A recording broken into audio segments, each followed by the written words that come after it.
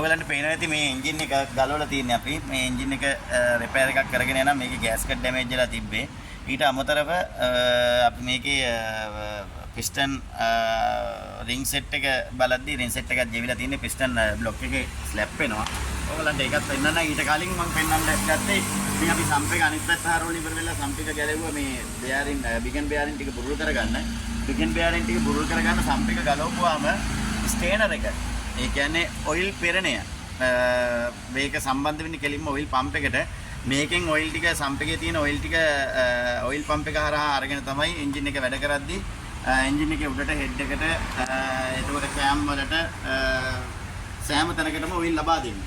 එතකොට ඔයගලන්ට පේනවා ඇති මේ ජරාව මේ ස්ටේනරේ ඔයිල් අදිද්දී ඔයිල් එක එකතු වෙලා මේ පෙරණයට පෙරණයෙන් පෙරලා තියෙන මේ ජරාව.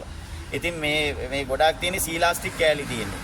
ඉතින් විශේෂයෙන්ම සැලකිලිමත් වෙන්න මේ වගේ රිපෙයාර් එකක් කරද්දී පුළුවන් තරම් දාන සීලාස්ටික් අඩුවෙන් පාවිච්චි කරන්න. මොකද මෙහෙම වුණාට පස්සේ බැරි වෙලාවත් ඒ සීලාස්ටික් කොටස් බැරි වෙලාවත් මේක අසින් ගිහිල්ලා ඉවර වෙලා ඔයිල් පම්ප් එකකට ගිහිල්ලා හරි නැත්නම් ඔයිල් ලයින් එක බ්ලොක් වුණොත් ගොඩාක් දුරට එන්ජින් එකම සීස් වෙන්න ඉඩ තියෙනවා.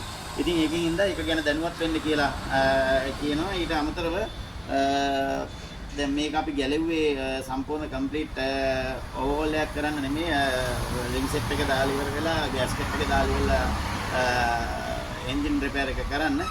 ඉතින් විශේෂයෙන්ම කියන්නේ වීඩියෝ එකක් කරන්න හිතුවේ මෙන්න මේ ස්ටේනරේ තිබිච්ච තත්ත්වෙත් එක්ක. ඉතින් ඒව ගැන සැලකිලිමත් වෙන්න කියලා කියමින් මිස්ටර් හයිබ්‍රිඩ් නවතිනවා. එහෙනම් හැම දිනකටම සුබ දවසක්.